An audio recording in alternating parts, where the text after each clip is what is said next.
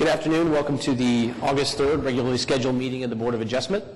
I'd like to call this meeting to order. A couple of quick announcements. If you have cell phones, please turn them to silent if you would. If you intend to speak, when you come up to the podium, wait to speak until you get to the podium and then give your name and address for the record. And also, if you have not filled out one of these but you'd like to speak, it would be great if you could do that. And when it's the appropriate time, I'll call to give you the opportunity to speak, and you can hand this sheet to Cindy here up front. So with that, first order of business is to receive the minutes of the July 6, 2017 meeting. I move to accept them. Second. I have a motion and a second to receive the minutes. Please cast your votes.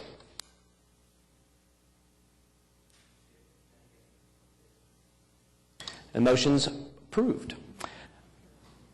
Second order of business is to hear continuous and withdrawal requests. Before we do that, I want to bring to your attention, right now we have 3 members. We are expecting 4, but we will be 1 member short for this meeting. So there will not be a full board present. You'll have 4 members, so that's something to consider. John, go ahead. Request by staff and applicants, we have 14369 and 14374 to be deferred to the August 17th meeting. Case number 14380 deferred to September 7th, and case number 14367 is withdrawn. I move to accept those deferrals and the withdrawal. Is one motion for all those acceptable? Okay. You can. Second. You can. Okay. I have a motion and a second. Cast your votes. And the motion's approved. On the consent docket, we have case number 14378, Donata Lee Rogers for platted front yard setback.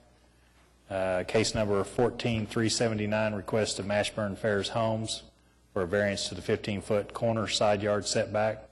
And case number 14382, request of Harlan and Jennifer Butner for a variance to the platted front and corner side setback in the R1 single-family residential. Real quickly, I noticed that these were on the last meeting that I missed too, but I hadn't seen items on the consent docket in a while. Are we good with that, Ms. Municipal Counselor? As long as they meet the statutory requirements for what they're requesting, then. Okay. And unless anyone wants to specifically request consideration of those individually, then consent docket is appropriate. So before we take a motion on that, is there anyone here that would like to be heard on any of those applications? Okay. Board members? I move to approve the consent docket. Second. I have a motion and a second. Please cast your votes. Motion carries. Item number 4, case number 14361, request of El Patino Bar LLC for a variance to the minimum 300-foot distance required from clubs serving alcohol to a residential district located at 3304 Southwest 29th Street. Is the applicant present?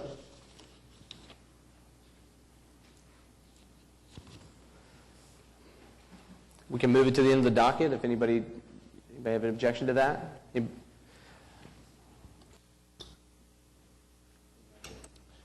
I move that we move it to the end of the docket.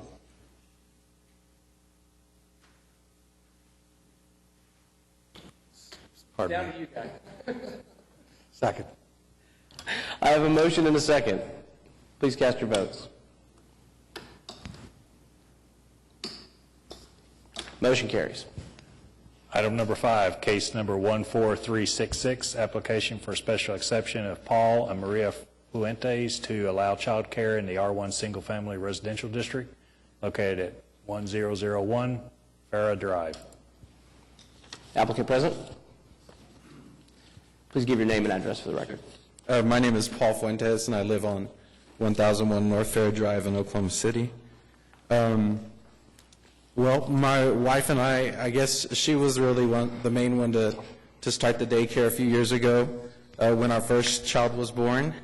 So we looked for daycare services, and we found some good daycares, but we just had some different values that that I don't think all of them shared. And so my wife struggled to take our child to daycare every day, and that was a very difficult process for her. So she decided to just start a daycare in our home.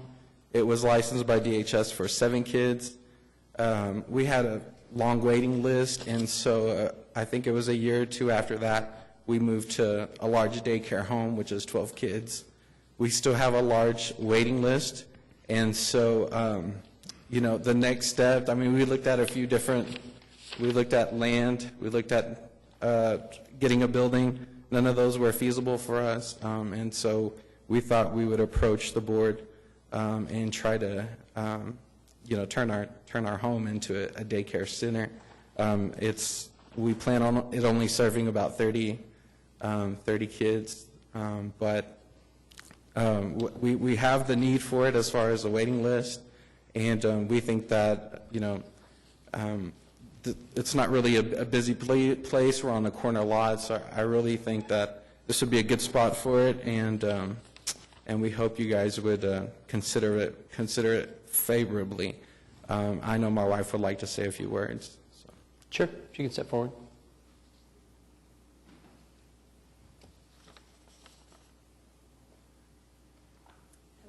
Hello. Do I need to state my name and address? Please. My name is Maria Fuentes. My address is 1001 North Fair Drive, Oklahoma City, Ma'am? 3107. If you will pull that mic down just a little bit in Oh. front of you, thank you.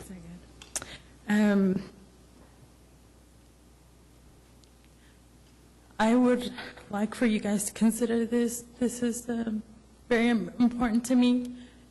I am raising some kids with different values, which are faith-based and bilingual. I believe that our generations need it, and I believe that their generation will be a generation that loves God. And I would highly, I request that you please consider our request. Thank you very much. I have a question. Is the protocol to get the variance approved first and then to DHS? Because 30 children seem like a lot of kids in a home, and I didn't know. Is DHS already approved this, and I mean, is the way clear to do this? Well, there really hasn't been a very clear path. So DHS is saying you need the city's approval, and sometimes early on when we met with some of the city officials. But if the variance was approved here, if it was approved here, did you have the assurance that DHS is going to allow you to keep 30 children in your home? We have a verbal assurance, yes. We don't have anything in writing at this point, but. I think the only thing before the board today is the special exception. It is. There's not a It is. variance- This There's not a is variance just- required. Okay, no, it was just a question. Okay. It doesn't weigh on my decision. Yes, so we have a verbal, but nothing in writing at this point. And you talk about privacy fencing and all those sort of, are those things in place, or would they follow? Some things are going to change, but the privacy fencing, so all the conditions that it took to have 7 kids were met, then the conditions to have 12 kids would be met, and so there are some things that are a little bit different to have a daycare center, which is anything over 12 kids. And so, I think those changes to the home were presented to the city, and I know that if we make those changes, that we would meet all the requirements to be approved by DHS. And again, it's not the matter before us, it was just Sure. on my behalf. Anybody here to speak on this? Is there anyone present that wishes to speak on this matter? Be heard on the application? Are your neighbors aware of your plan? Our neighbors are aware of the plan, and as I said, we already have 12. I think that this will actually help because what we show is changing a lot of the front yard into parking, and that's going to be that's going to be really helpful, I guess, to our neighbors. But even up to this point, there hasn't been any complaints. Everyone's really supportive of it because it's an old neighborhood and it's kind of bringing some life back into the area. So right now, you do have children staying at your home? Yes. In this, okay. Any other discussion? If not, I'll entertain a motion. Make a motion to approve the variance request. I'll second. I have a motion and a second to approve the variance request in case number 14366. Please cast your votes. Motion carries. Thank you very much. Thank you. Item number 6, case number 14381, request of Alan Brown for a variance to the maximum height of 20 feet and 1 story within 35 feet of a residential district in the O2 General Office District located at 428 Northwest 36th Street. I would extend a courtesy before you begin, just as a reminder, we have 3 board members here. I know there's a lot of people who want to speak, so if you'd like to wait to the end of the docket when we have 4, that's entirely up to you.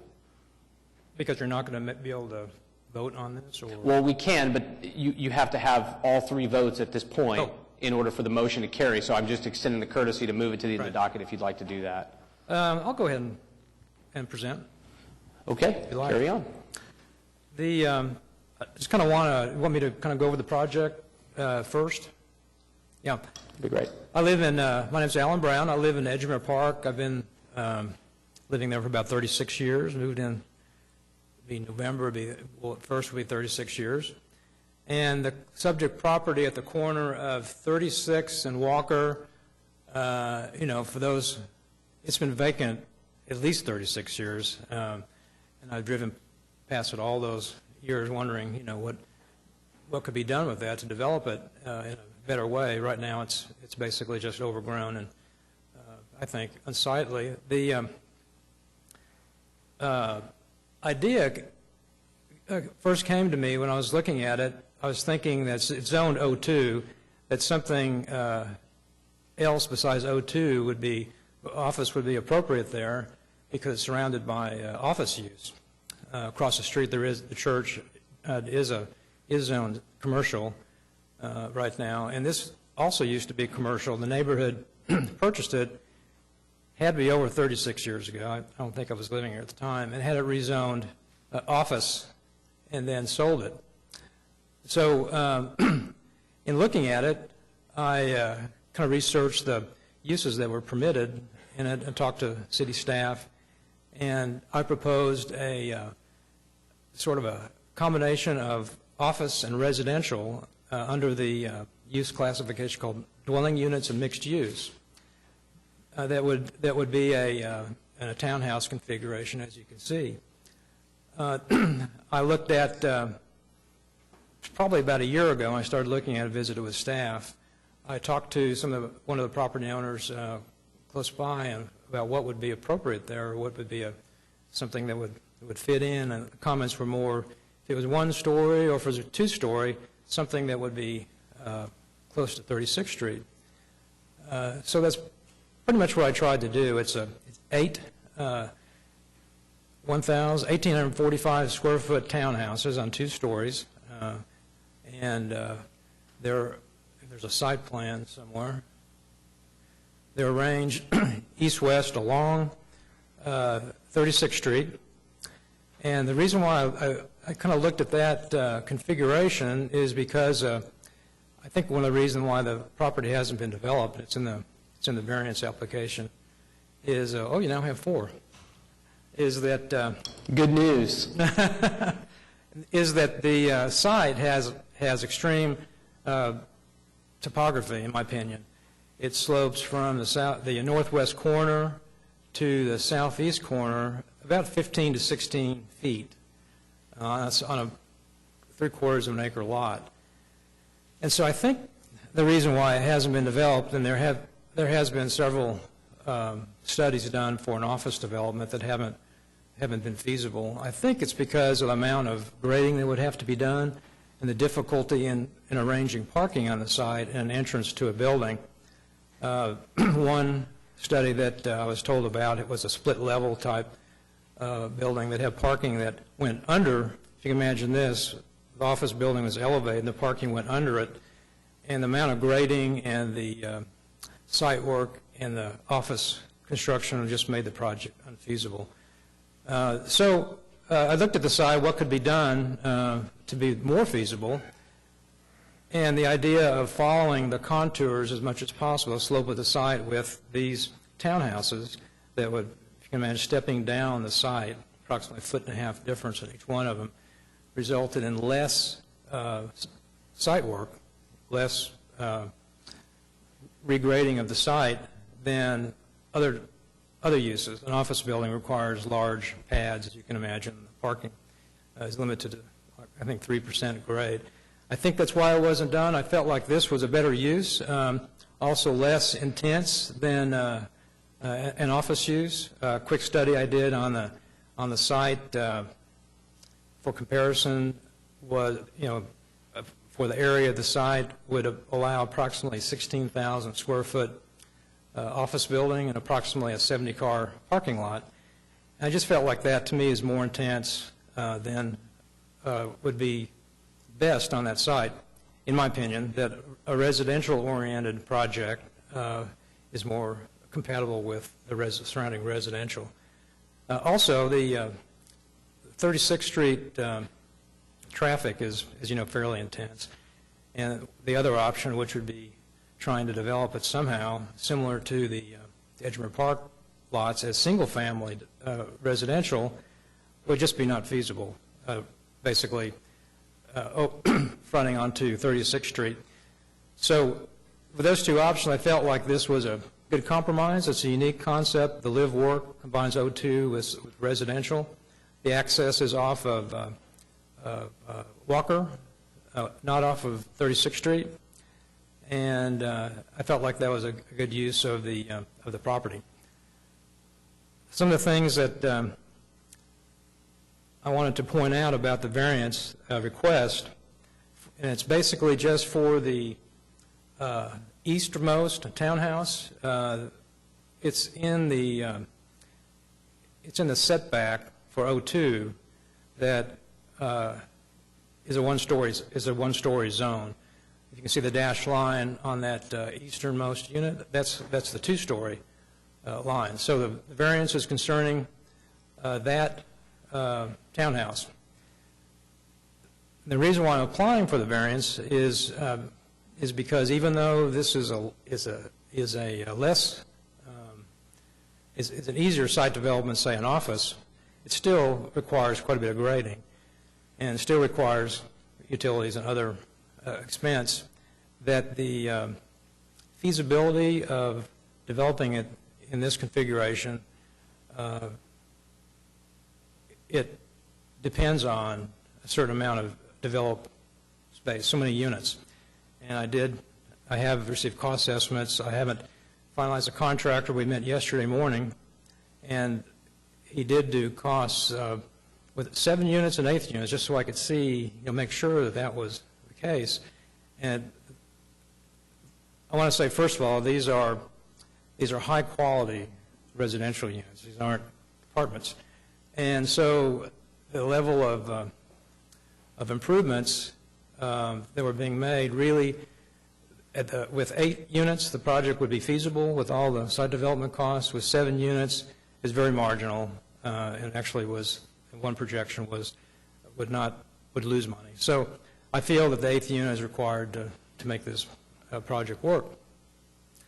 I want to point a few things about the variance that, considering alternatives, a few notes I've made. The proposed residential building height of 30 foot 8 inches is less than the maximum height permitted in R1 single family, R2 duplex, or R3 medium density. The maximum height in those districts is 35 feet and 2.5 stories. So if this was residential, the height and the size of the project could be larger than I'm proposing in this live-work project. Second, the R1, R2, and R3 residential districts will all allow for a 35-foot height limit with 2.5 stories. The purpose of the greater height restriction for O2 adjacent to residential property is to protect height encroachment of office buildings. The proposed residential development will not present an office building height encroachment issue. And as the staff report points out, the height regulation for the O2 district is intended to protect adjacent residential properties from height encroachment of office buildings.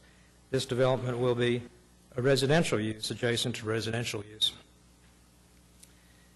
And then I think I point out about the extreme topography because of the type of construction office building, just not suitable, in my opinion. And I think various developers have also looked at that and found that to be true.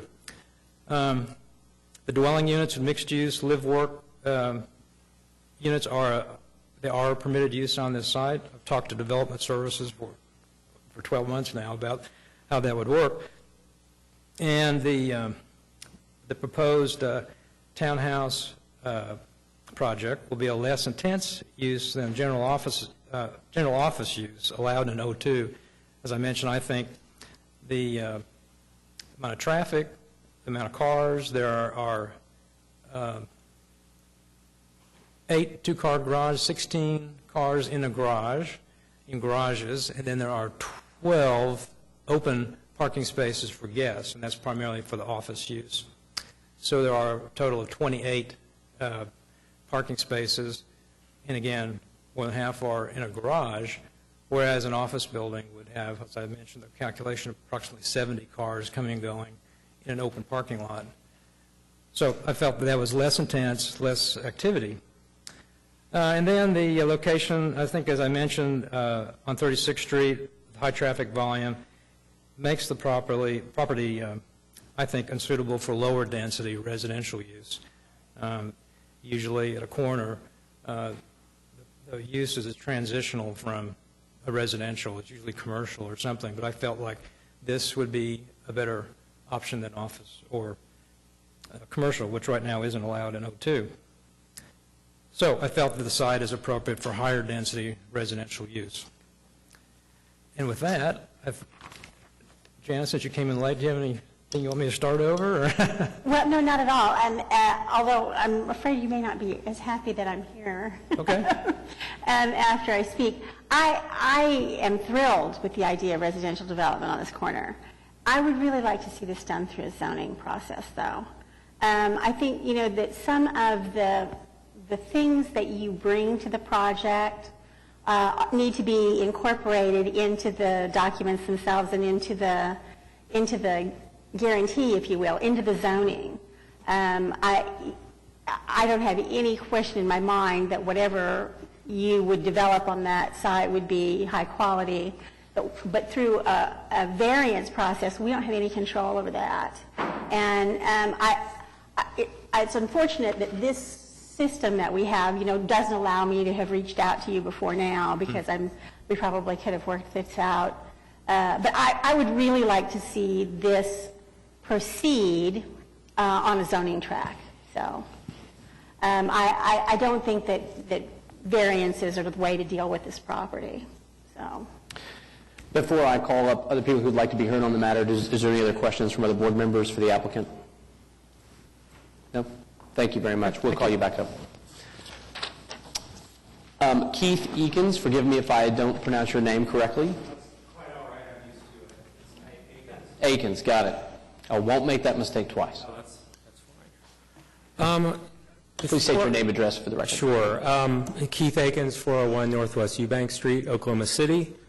And before I begin, I just want to make sure, I assume everyone has a copy of the memorandum in opposition that I submitted, and then this morning just I submitted comments that I intended to present. Everyone has a copy? Okay. Yes. I'll go ahead and proceed. We've got copies of that. Great. First off, again, is I do want to, and I'm honestly not trying to brown nose, I really do appreciate the work you do. As I mentioned in my notes, I teach political science, and state and local government is so important, and the fact that people step up and do that and don't get rich off of it, I know that. It is important for our democracy, and I do thank you.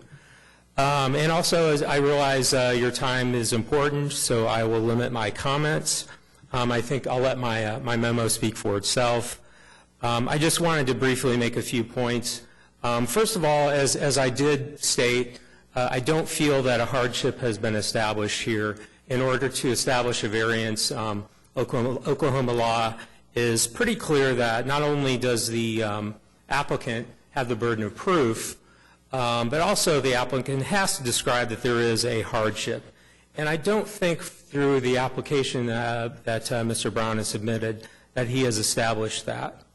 If there is a hardship that's created, it's created by him purposely encroaching within 35 feet of a historical residence. He could simply, in order to avoid this, he could simply reduce the number of units from 8 to 7 and meet the code. And in fact, I've met with, I'm a neighbor, I've lived in Edgemere Park for 17 years. I've served with Alan as a trustee in the neighborhood association. I've known him for years. And he and some neighbors and I, we've met several times. I've met with him 3 times. I believe Mark Clopton's met with him 4 times. And at one of the meetings, Mr. Brown actually did offer to reduce the number of units from 8 to 7. And this is corroborated by a letter that was submitted by Sandra Harrison to the board. The letter was in support of the project, and she did mention this. And she wrote in part, I quote, further, Allen suggested a modification from 8 townhouses to 7 after meeting with directly impacted owners to the property, unquote.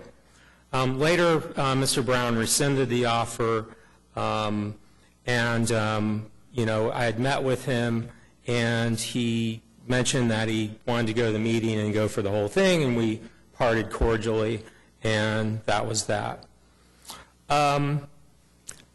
So essentially, I would argue that really no hardship exists here unless and until Mr. Brown seeks to build that 8th unit. If he were proposing to eliminate the 8th unit as a bargaining chip, as he did, there is no hardship because that suggests it's not necessary to actually do the project.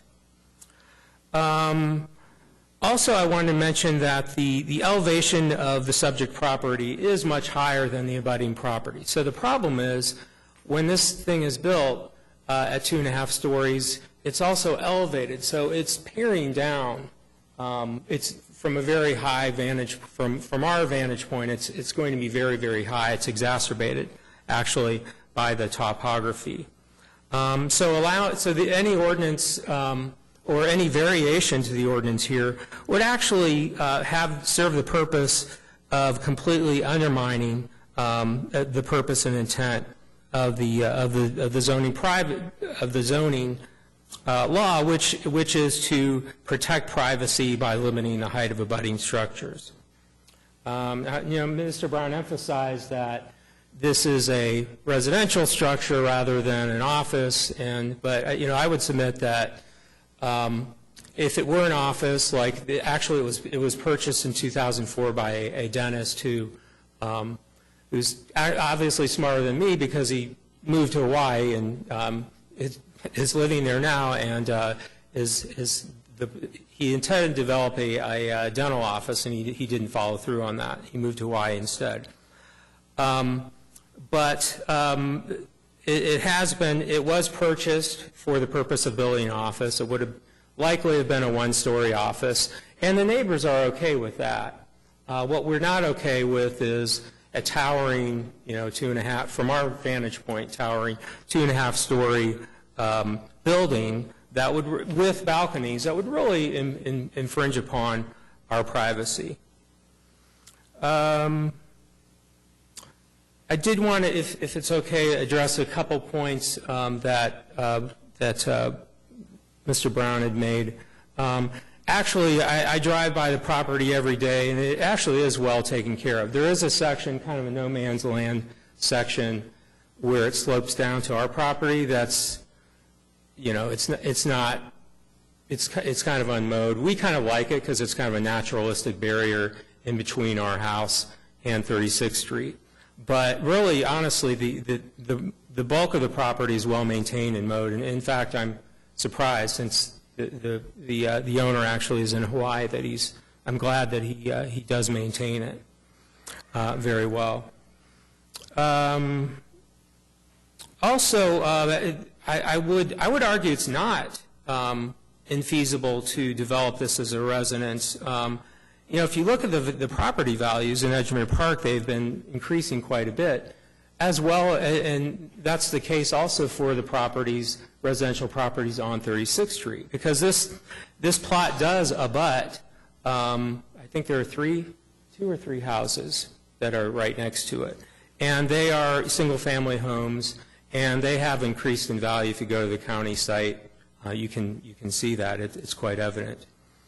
One of the residents, actually, an elderly woman, I was going to give her a ride, and she wasn't at her home today. I just got a call from her. She didn't intend to be here. I don't know. I wasn't checking my phone while this was going on, but for what it's worth, she was not happy about the project. She lives right next door to it, just east of the plot, and she was not happy, and she was opposed to it. And I was intending to give her a ride to the hearing.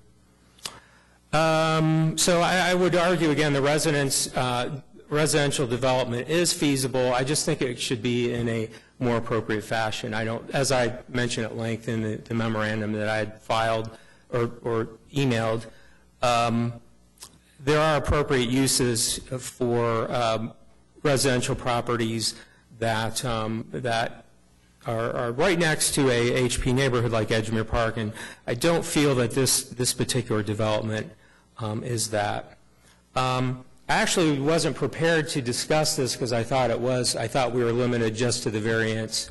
Had I known, which I guess is good for you because I could go on forever, but had I known about the issue of zoning, that if that were to be broached, I could have prepared for that. But I believe there is evidence that those three plots, at least two of them, I believe, were residential at one time.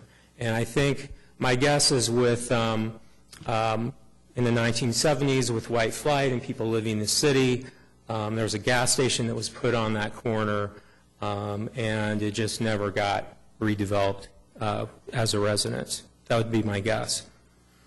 But again, the point is I believe it is feasible to develop that as a residence in a historically appropriate way. There are no large multifamily structures like that in Edgemere Park. Also, I would argue that the dental, for example, the dental office, the dentist who purchased, that would not be less intense, as I had mentioned. The residents feel that's appropriate. That would be fine. People would come there 8 to 5, single story. They would, at night they wouldn't be on their balconies, peering over into our properties. Lastly, I would like to say, again, I know Alan Brown. I like Alan Brown. I've been an Edgemere Park trustee again, serving on the HP Committee and Parks Committee, so I've known him for a number of years. I know he served the city in a number of ways, such as in historic preservation. But nevertheless, I do believe, despite him, being a good civic-minded individual, I do think the focus should be on whether or not he, proved the elements that he needed to prove to obtain the variance, and I really think it's pretty clear that he has not. Thank you. Mr. Akins, can you show us where you live? Does this depiction up here show your house? Yeah, I live in the southeast corner there. Go east to the...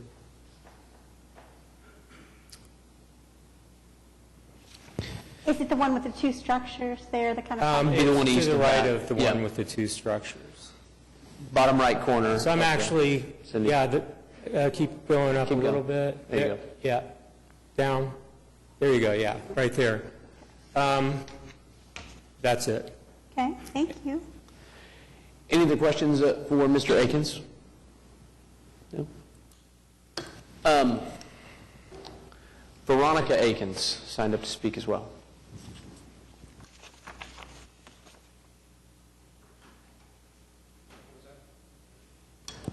Veronica Akins had also requested to speak as well.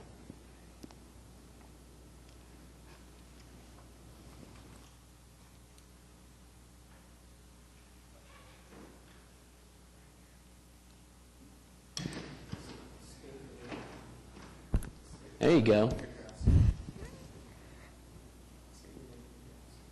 My name's Veronica, and my address is 401 Northwest Eubank Street, Oklahoma City, OKC. And I don't want the apartments hanging over me while I am swimming. Thank you very much. Miss Akins, where do you go to school? Quail Creek Elementary. Okay. Thank you very much for coming today. You're welcome. Is there anyone else that's here that would like to be heard on this matter? If you'll come forward and state your name and address for the record, please. Just a friendly reminder, just in case, if your case has been heard, you are more than welcome to spend your afternoon without us. We will not take offense at all. Just saying, just... Hi, I'm Marion Clopton. I live at 409 West Eubanks. Our property is the one directly behind this that will be affected by this the most. The one with two structures on the picture? I believe so. Yes. Okay. So my husband and I have lived in this neighborhood 14 years. This is our second home. Our son now attends Edgemere Elementary, and we have invested a lot into this house. A big reason we bought it is because we did know that that property was going to be a dental office. So now when we have a neighbor that's going to build something that's towering over, where someone would literally be able to see in our son's bedroom window, it makes us very sad. So thank you for considering the people that live there. Board members? I'm going to concur with Janice. Here would be my comments. I'm in agreement that this should be, I have a curiosity question for staff. What zoning would be required for this to go forth by permit only? The zoning that's in place, it has O2 office zoning. The use isn't a question. I understand, but the height is, and if he were to go through the rezoning process, the argument would be that he's going to have to go get rezoned for a residential to meet his height requirement. And so at that point, what is his rezoning option? SPUD. An SPUD? Okay. To allow O2 as a base zoning district and a height exception, is that? Well, what the base zoning would be subject to some discussion, I would say. I think the point I'm trying to make, just so that it's at least been said, is that there is an argument to be made for the use on the property. And in the past, it's been zoned C3, which could have been a lot of other things that would be far less desirable from a neighborhood perspective than I think what you see here. And so what I want to really encourage everyone, regardless of what happens here, that it's important that you guys try and work together. Because the zoning process is one that's legislative as opposed to this, which is quasi-judicial. I do think there's a case to be made for it, and I think that at some point, obviously this property is going to be developed, so as a neighborhood, I think you have to make a decision about what your evils are going to look like. So I just think that it's important that you guys remember that before this proceeds any further than what it has today. I'll let you make some final comments if you'd like to, Mr. Brown. Without sounding too much like a get-rich-quick guru, I think rather than choosing the lesser of two evils, I'd like to see it move forward on a zoning process so that we can move toward a win-win. I agree. I'm just making the point that everyone should leave here knowing that it needs to be a discussion, and that's what the zoning process would look like, is a discussion.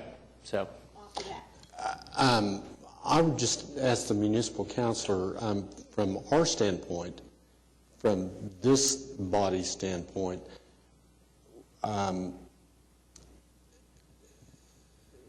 zoning is not an issue that we should be considering. Is that correct? Right, that's for the planning commission and for city council. The only issue before us is the variance related to the exception for the height requirement. That's it. Go ahead.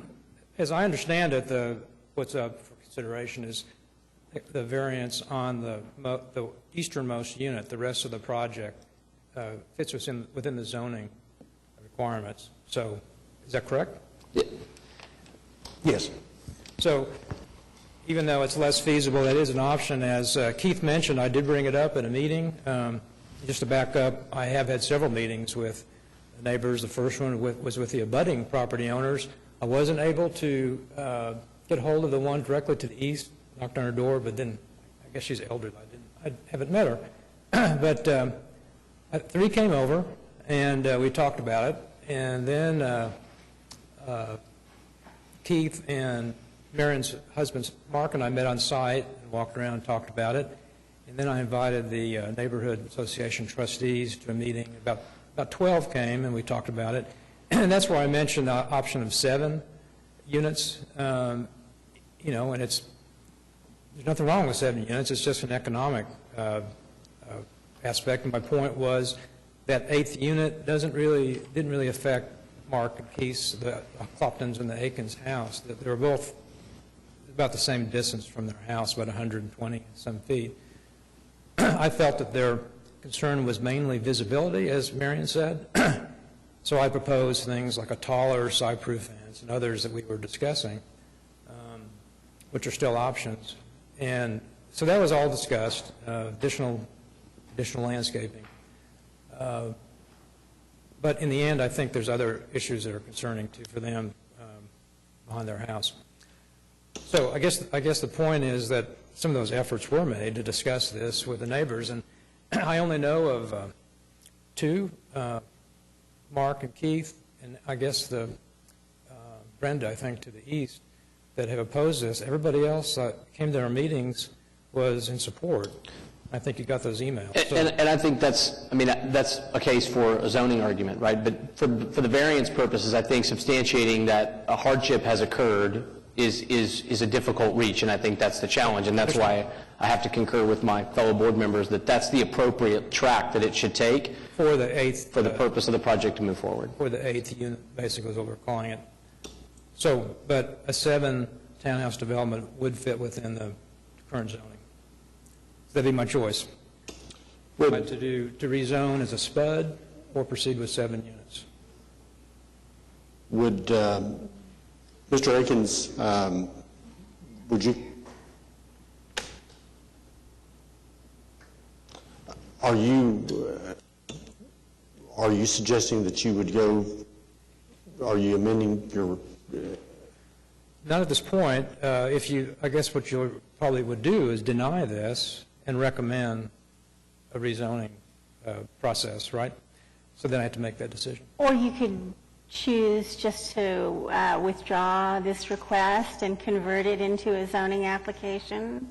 I can't make the decision today. I need to look at it. So just want to clarify what the options were at this point. So we could continue it if that would be preferable. I won't be No, I'd rather here. not continue it. I understand. But Do we have a motion? You're okay with the continuance? I'd rather not continue it. Well, it sounds like it's either going to be denied or you can withdraw it, and if you don't want to make that decision today, you can ask for a continuance, so you have time to consider it more fully. That's what you're saying. Well, our next meeting is August the 17th. There hasn't been a vote yet. So. We're just reading the tea leaves here. And, reading tea leaves is always an interesting thing. I'd rather have a vote up or down on it, and then I'll work with that. Very well. Do I have a motion? I'll make a motion to deny the application, case number 14381. second. I have a motion and a second to deny the application for case number 14381. Please cast your votes, please. Motion is denied. Thank you. Item number 7, case number 14383, application for special exception of Alex Campbell to allow 2 12,000-gallon above-ground fuel tanks in the I-2 Moderate Industrial District located at 6228 Air Cargo Road. Hi, my name is Alex Campbell. My address is 205 Northwest 63rd Street, Oklahoma City. The case that we're presenting in front of the board today deals with Oklahoma City Ordinance Section 8350.2 for restricted above-ground flammable liquid storage, which states the maximum capacity of all storage tanks in an industrial use zone may not exceed 10,000 gallons, except as approved as a special exception.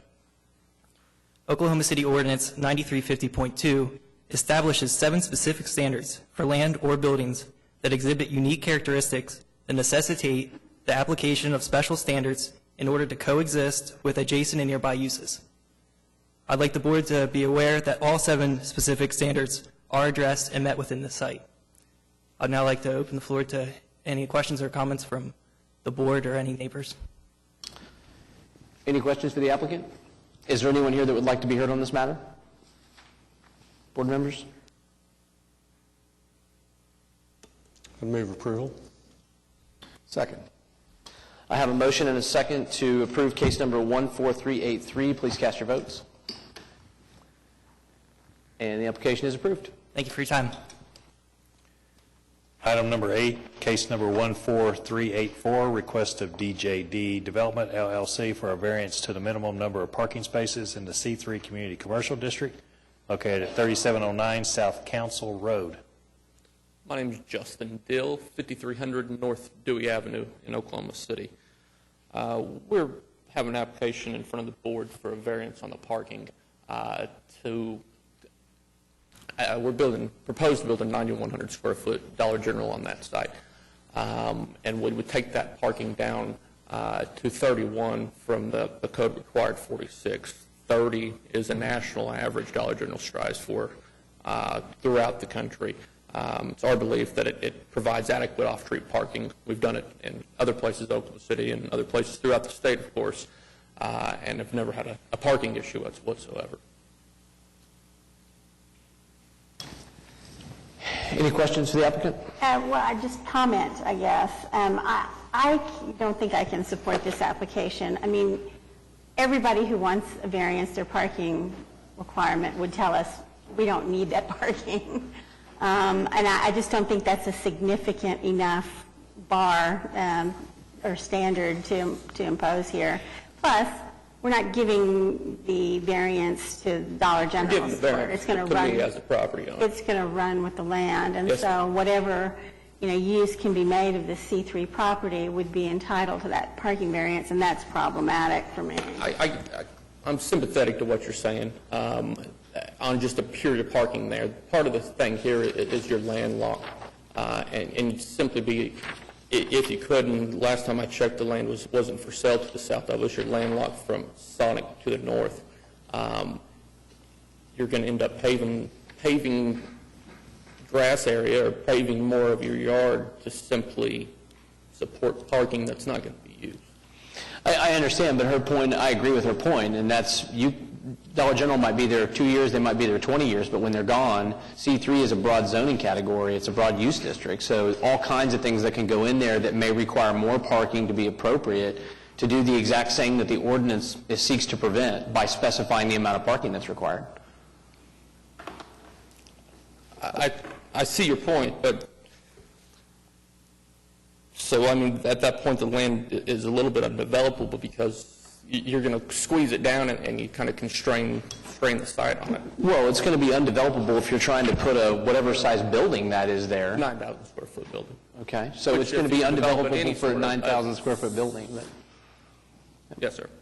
Oh, there are other things that you can do. You can hide your parking behind the building, and that reduces your requirements somewhat. And this is not the only way you can reduce your parking requirements. So. Unfortunately, we looked at going behind, like you're saying, because we're being forced, or code requires a turnaround for the fire apparatus. And we looked at paving that, but on this site, there's just not enough room to add those parking spaces. So it is what it is. Other comments? Is there anyone else that would like to be heard on this matter today? I'll take a motion. I'll move for denial. I'll second that. I have a motion and a second to deny case number 14384. Please cast your votes, please. And the motion is denied. Item number 9, case number 14385, request of Max Investments LLC for a variance to the platted limits of no access on Southeast 15th Street in the I-2 Moderate Industrial District located at 2300 Southeast 15th Street.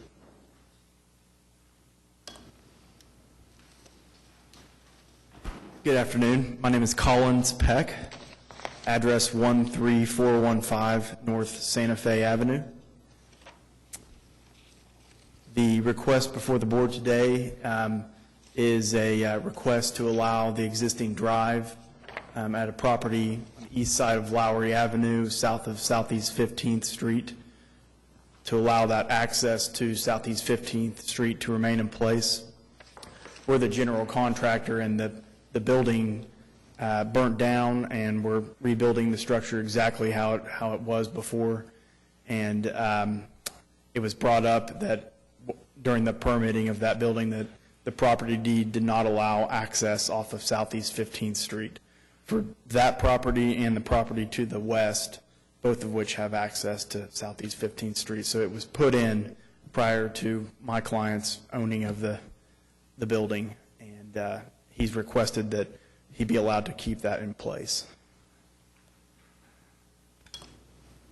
I have a question for staff. JJ, is this one of those cases where if it were coming to us in some other way, that we would recommend that the access be off Lowry, that we would want to limit the access onto the arterial?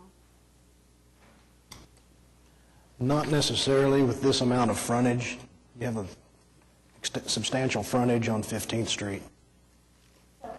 Other than the plating requirement, this is not something that we would have a That would problem be an with. ordinance requirement, no. Other comments? Is there anyone else that'd like to be heard on this case today? Yeah, I'll take a motion. Second. I have a motion and a second to approve case number 14385. Please cast your votes, please. And the application is approved. Thank you. Item number 10, case number 14386, request to Stellanova 001 LLC for a variance to permit parking and maneuvering on street right-of-way, the minimum number of parking spaces, and the queuing lane requirements in the C3 Community Commercial District located at 4716 Northwestern Avenue.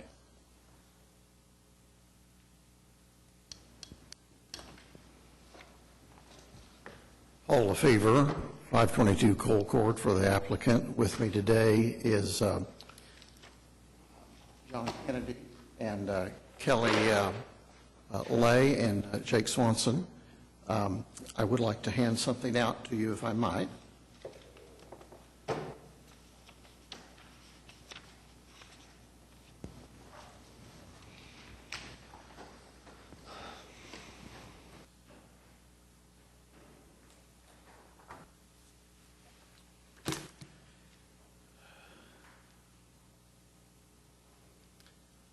The subject site is a unique and active older portion of Oklahoma City. There's a strong local flavor in the area of Northwestern between Northwest 36th and Northwest 50th Street. Many structures in the area have been preserved and repurposed. This particular property, the structure was built in 1985 by local federal savings and loan as a drive-through facility.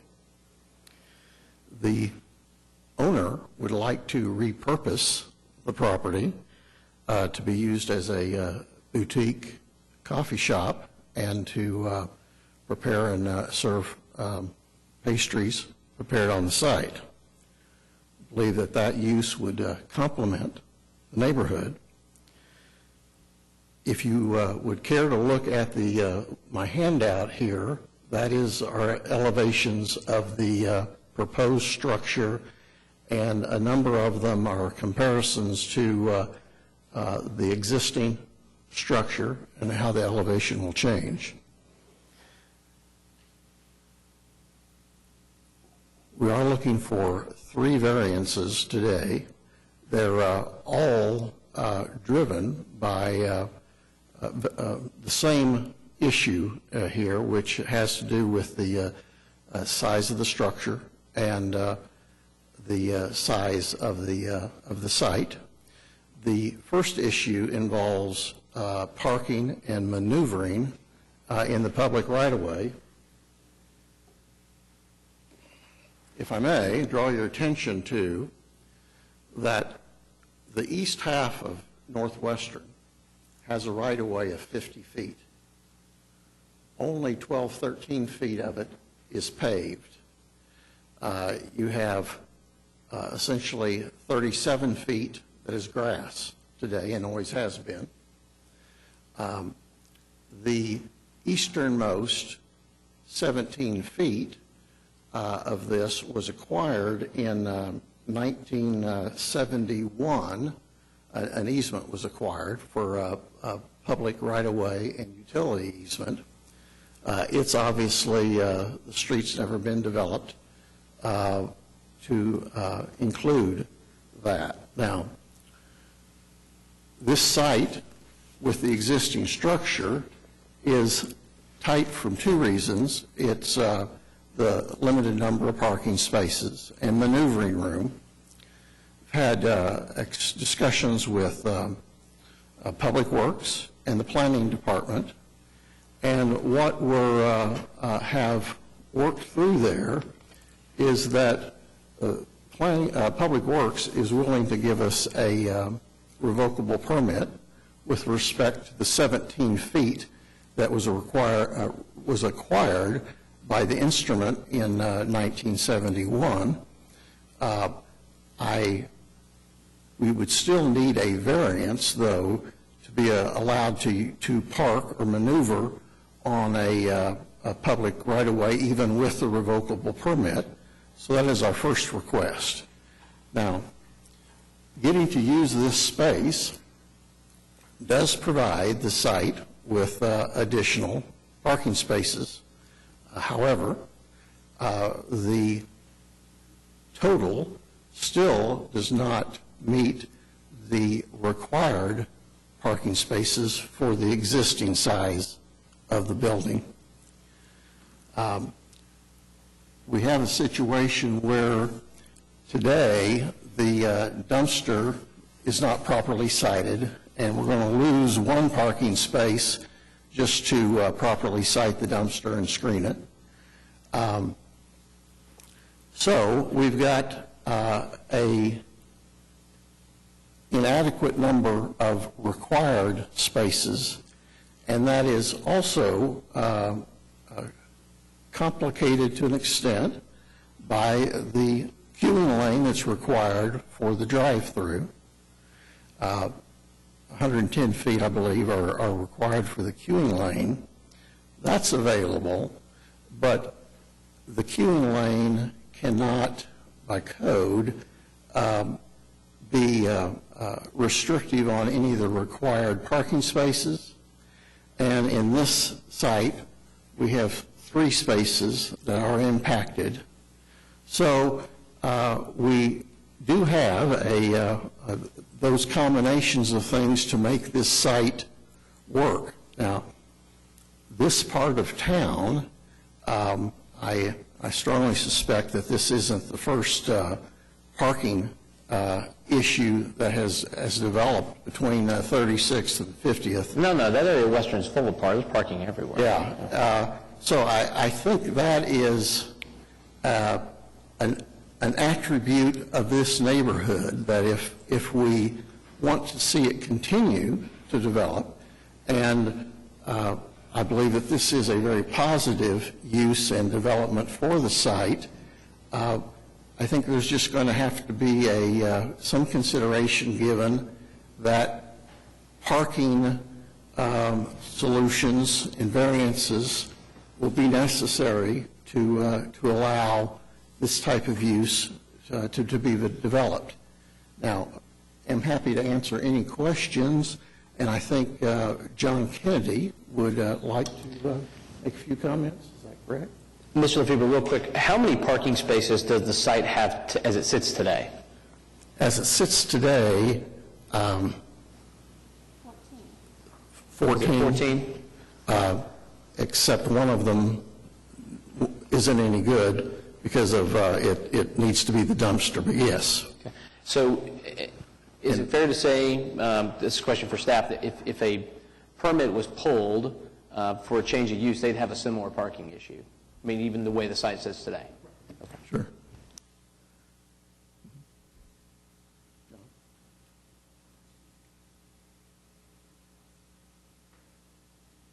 Hi, I'm John Kennedy. I live at 1901 Bedford, and I work at 901 Northwest 63rd. My partner, Kelly Lay, was introduced earlier, and Jake Swanson, the store director for Stella Nova. Jake has been in the coffee business for 9 years. Despite his very youthful appearance, he's kind of a veteran in this. My sisters and I grew up about a block from here. I learned to ride a bike at the synagogue. I attended Horace Mann Elementary, which is right across the street from this site. And we bought our groceries at Food Town, which was also at 46th and Western. So I moved into the neighborhood 63 years ago, and I love this neighborhood. And that's why we chose the site. Our architect is James Boswell. Our contractor is Monty Jacobs. Something that they just collaborated on is the Jones Assembly. And so we picked a really good team, architect, contractor. And our goal is really to do a great job on this building. I believe there was a picture of my 3 youngest sons and I on the wall at Abe's Cafe, so I spent a lot of time there. But I do believe we're improving the overall parking, and I think, although we need a variance, I think we're really improving the site as it was being used right now. I think that's all I had. If you had any questions. Boy, do I. I'm not a coffee drinker myself, but nonetheless, I'm thrilled at the idea of a use like this. You know, Western does have a flavor of kind of unique or individually owned uses, you know, as opposed to chains, and so I'm glad to see something like that happen here. The picture, Paul, that you held up that shows parking along the bottom of the photo, that's not actually on your property, is it? Yeah. That's the office next door. That is the office next door. Is there any chance, I mean, I'm hoping you'll be wildly successful. Is there any chance that they're going to let you actually borrow some of their parking and use that space? There is a type of a cross easement that was referenced in the previous in the previous building permit. I think that JJ reviewed that. Also, we really believe, and I didn't mention this, I forgot a minute ago, but I really think there'll be a lot of pedestrian and bicycle access to the site. I hope so. Yeah. Did you think at all about doing nose-in parking off of Western as they're doing further south, and we're about maybe to do a little further north? We tried that as a option, and we could not get as much parking. Just couldn't make it work. Yeah, to make that work. And one thing I think Paul maybe didn't mention is if you go up and down the east side from 36th to 50th on Western, we're one of the only properties that has that type of right-of-way. Everybody else has a right-of-way much smaller. Yeah, the church is much closer to just north of you, it's much closer to the street. Yeah, it's right in. The church is actually built in the right-of-way. And most properties up and down that street are. So that right-of-way, Paul, you know this better than I do, but that right-of-way really only applies just to a couple of properties between 36th to 50th. And in 1971, I think when they took that right-of-way, I think the city perhaps thought that they were going to widen Western, but 85% of the properties, that right-of-way is what we are really working within anyway. You know, just as a preference, I've already given my speech today about things going through planning instead of Board of Adjustment, but I would really like to see you angle your drive onto 47th so that, there's not a lot of cut-back traffic into the neighborhood. That's kind of an issue with some uses along Western. I know that's not something that we can require as part of this application. And you're absolutely right. The issue of limited parking is just part of the reality of Western Avenue. And it's, being dealt with everywhere. And in fact, do we not have the same kind of blanket policy that they have along 23rd Street that you just really don't have to meet your parking requirement? Apparently not. We've had some other cases in the somewhat recent past that, in this area of town, that I can recall one that was approved and one that was denied for similar issues. I tell you, the one thing that I would like to press you on is just, I love the idea of this reuse of this space. The grant of the variance, the only hesitation that it gives me and concern that it gives me is with respect to the possibility of, other kinds of C3 uses on this site. I mean, it's really not big enough for a standard fast food restaurant, is it? Why am I asking you? You know, John. I mean, is it? Yeah, I wouldn't even consider doing it, so I don't think so. What's the square Not footage of at the all. building as it will exist when you're finished with it? What's the total square footage going to be? I think it's less than 2,000. Very few formats could. But I mean, if you tore the building down. If you and tore the building developed down, site, no. it's not big enough for a Sonic or a Right. McDonald's or a. No. There's no way that they would go onto a site that size. I understand your question now. 14,000 square foot site. And not to influence your vote, but we will be serving tea also. So, I'm a hot chocolate girl. okay, and hot chocolate. Board members, other board members, questions, comments? Is there anyone else who'd like to be heard on this matter today? At the risk of never hearing the end of it, I'm going to move for approval. Thank Second. I have a motion and a second to approve case number 14386. Please cast your votes, please. And the application is approved. Thank you very much. Thank you. Item number 11, case number 14387, request of Purcell and Jeanette Peterson for a variance to the prohibition of taking access from an arterial street when access is available from a local street in the AA Agricultural District located at 13425 Kearns Road. The applicant even speaks on this. Can I ask, is this rule applicable where the local street is not improved? Yes. So even though it's a dirt Regardless road? of the condition, if there's right-of-way there, the rule applies. Okay. Yeah.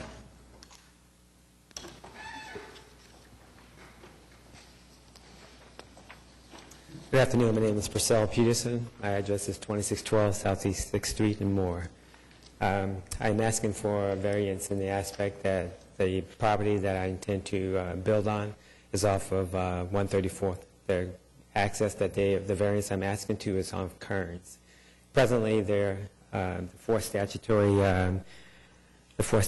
standards that are in place, I would address those in order. Right now in A, my elevation where I would like to place the house, as you look at it from there, off of Kearns, that the location of the new house would be an elevation of approximately 70 to 80 feet from the bottom from Kearns all the way to the top. And it's approximately 300 to 400 feet rise, elevation from Kearns up. Presently, across from the north site on the south end of there, where you see the 2017 Google, there's that north site already has access, of course, for there. Right across from there is an agricultural access, which the previous property owner already has in place. So if I place my house there, right now, if we build in A, we would require that dirt road, of course, you got dirt, flooding, gravel pit, and require annual maintenance. And we believe that if emergency vehicles come in, if I have to, there's already also a fence there that's in place also. I would have to open up that fence. So emergency vehicles, if they were to respond, if we take the agricultural access, which is already there right across from the north site, that would be an easier place to come into my property. So far as B, the property is sloping down. The land is, what is not peculiar about it is that it's already in place. We have precedence 1,200 feet to the west. There's a corner lot off of Raymond King Drive and Sauna Lane. There's a corner lot that already has access from 134th, while there is a dirt road on there. So if we were to get that grant there, it would not be an impact to the city. And then at the very last, in C and D, we would add a concrete access, entrance and exit 20 feet off of 134th to allow easy access. and the approximate driveway so far as statutory D in that aspect. We're not offering it, it would be between 90 and 100 feet from 134th up to our property. So it would be paved versus a dirt road coming ungraveled all the way up to, from Kearns up to the current location. I have another question. Could they split this lot and then take their access off of the arterial right? What's your acreage there? It's 5 acres. It runs from, if you look at that very left side there, right across from the north side, just slightly to the left, we pick it up. The property lines run where you see it's a 4th and 134th, all the way down to Kearns. It's 600 by 300 feet. So it cuts off that whole section from 134th down to Kearns is where my property will be located. So it backs off. There's no other access. I mean, the access, I guess, would be from the other side there. And we'd have to open up a fence, but right now there's agricultural access or gate right across from 130 on the north side. In that it's AA zoned, its minimum is 5 acres, so they couldn't split that. See the homes that says homes with drives on it, those are right off of 134th presently. And the corner lot there's a road, but it's not access, so the precedence is set for it. Is there anybody else who wants to be heard on that? No, the only thing I'll point out that I noticed on an aerial too I think it's at least worth knowing is that southeast 134th, it actually dead ends to the west at Draper Lake, and then it dead ends to the east at a private property intersection. So this is really only like a mile stretch of road that it's not like it's, southwest 104th or something like that where it's carrying traffic from the interstate all the way through. So I just want to make sure people know that. And being right at the top of the hill, we have good visibility for entrance and exit. And that's I'm going to move approval. I'll second. I have a motion and a second to approve case number 14387. Please cast your votes, please. And the application is approved. Thank you, sir. Thank you, folks.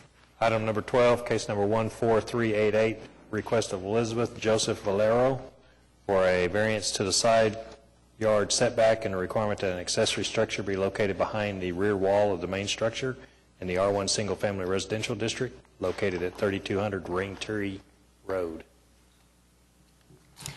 Good afternoon. Elizabeth Valerio, 3200 Raintree Road, Oklahoma City, Oklahoma, 73120. I brought with me today my husband, as well as the owner of Thunder Pools and a Thunder Pool representative.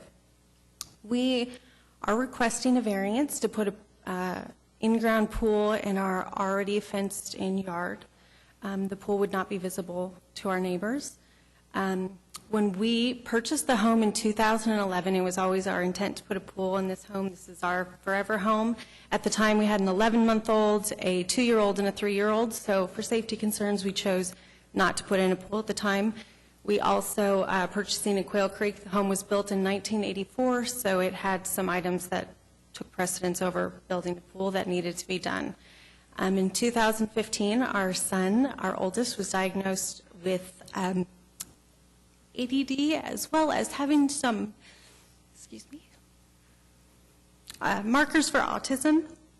At the suggestion of our pediatrician, as well as the specialist that he was working with, they suggested water therapy, which at the time sounded kind of crazy until we heard that this is exactly what Michael Phelps, how he started swimming. It brings breath control, it brings focus, which is something kids with ADD struggle with. It causes them to use a lot of energy that they frankly struggle to get out during the average day.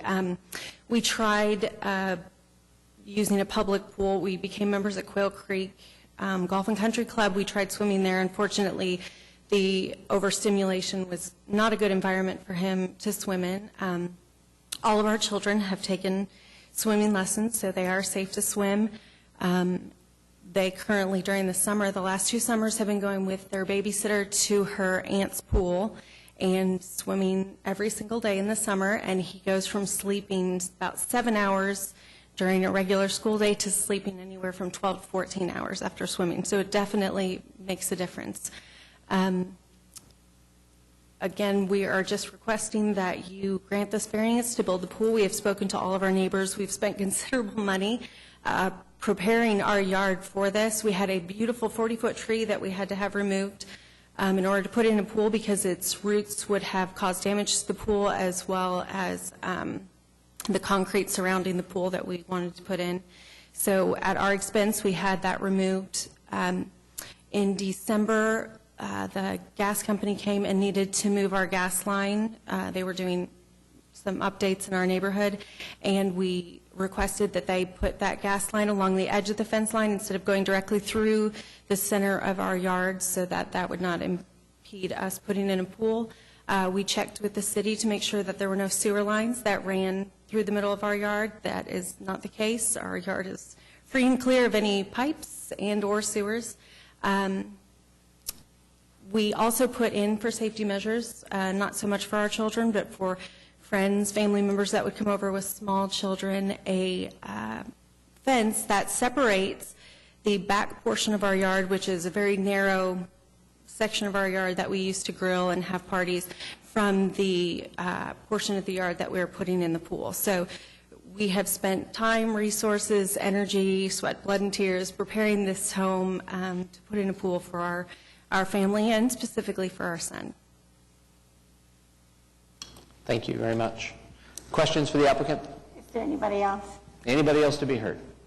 I'm going to move for approval. We have somebody who, do you want to speak on this matter, sir? I'm sorry? Okay, please come forward.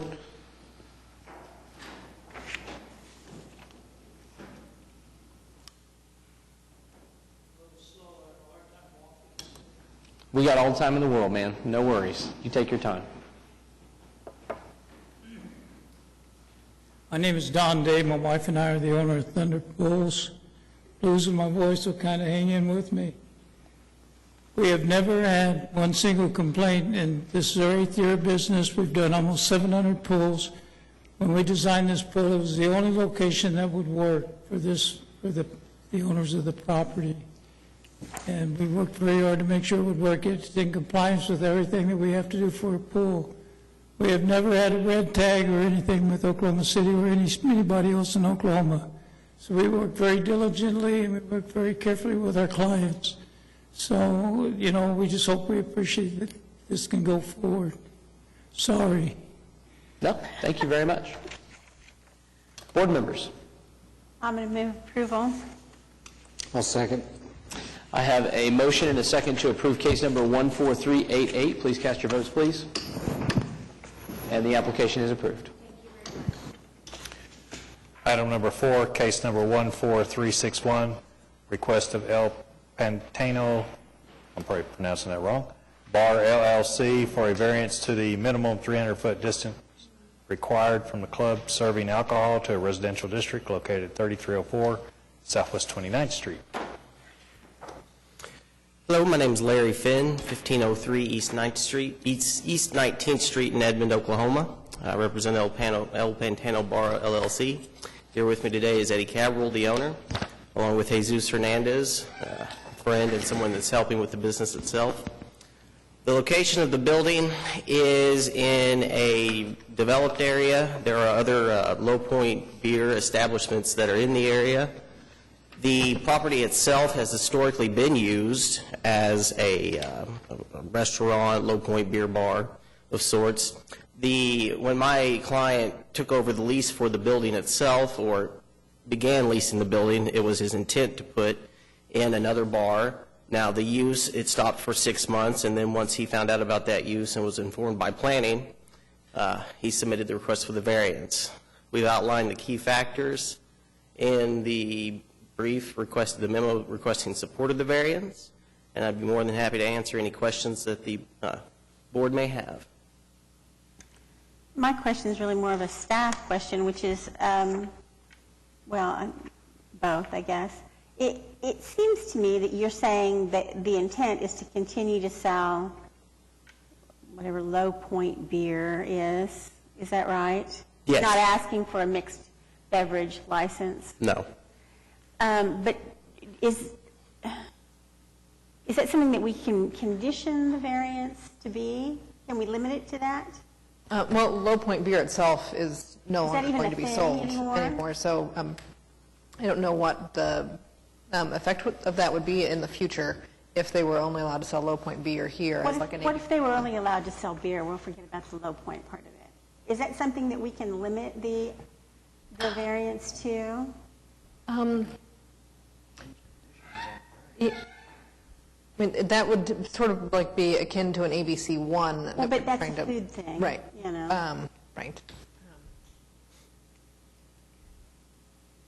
My point, I guess, is really just, we need to look at this like it's a full-blown ABC3. They're saying they're only wanting to serve beer, and that may be very well what they're wanting to do, but... Well, but the next group. But, yeah, the variance will run with the land, and so, you know... And with the new laws that are changing, a beer tavern and a full-blown liquor bar are essentially be the same category.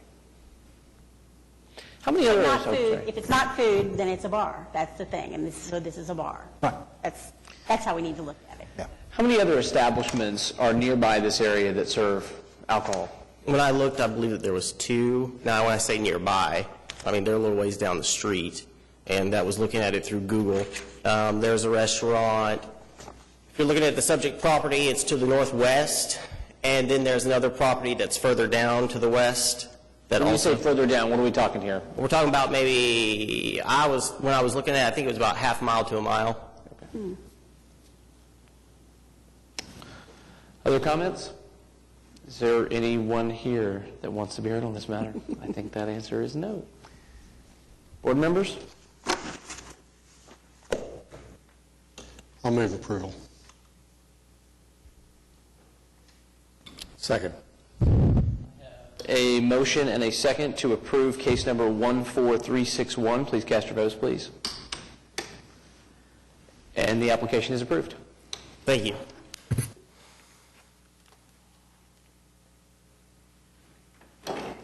Next item on the agenda is additional items, which in my 3 years here has meant nothing. So I will go to communications and reports. Municipal Councilor? Not a thing. Citizens to be heard? Clearly not. Other business? Board members? Take a motion to adjourn. I'll move that we adjourn. Second. I have a motion and a second. Cast your votes. We're out.